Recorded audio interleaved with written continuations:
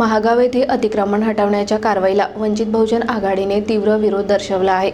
प्रशासनाने बेघर झालेल्यांसाठी कोणतीही व्यवस्था केली नसल्याचा आरोप करत आघाडीने तहसील कार्यालयात ठिय्या आंदोलन केले। प्रशासनाच्या भूमिकेवर आघाडीने आक्रमक पवित्रा घेतला आहे।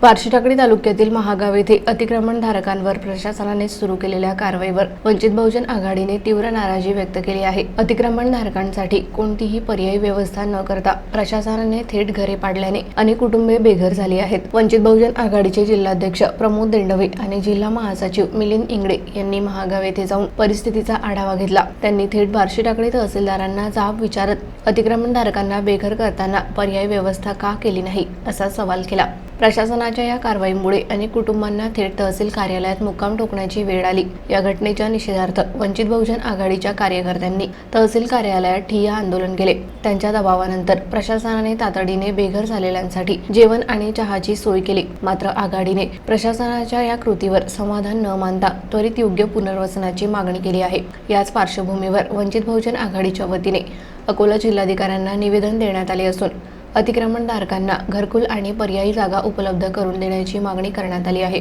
प्रशासनाने योग्य उपाययोजना न केल्यास मोठे आंदोलन छेडण्याचा इशारा वंचित बहुजन आघाडीने दिला आहे। आता प्रशासन पुढे काय निर्णय घेते याकडे सर्वांचे लक्ष लागले आहे।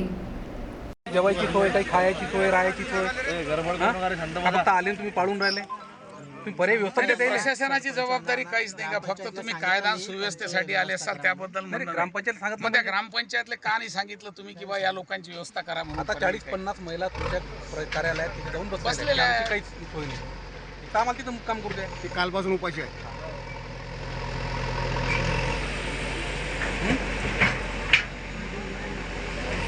उघड्यावर तर प्रशासनावर आणलं की नाही, कायदा सुव्यवस्था राखून ऐको, मी तुम्हाला तुमचे आदेश म्हणूनच नाही राहिलो ना। मी तुम्हाला काय म्हटलं साहेब, तुम्ही दोषी आहे हे म्हटलं नाही मी। तुम्ही हायकोर्टाच्या आदेशाप्रमाणे पाडून राहिले, त्याच्याबद्दल पाळ्याबद्दलही म्हणणं नाही ना की का पाडून राहिले म्हणून। माझं म्हणणं एकच आहे की तुम्ही त्यांचं व्यवस्थापन काय केलं।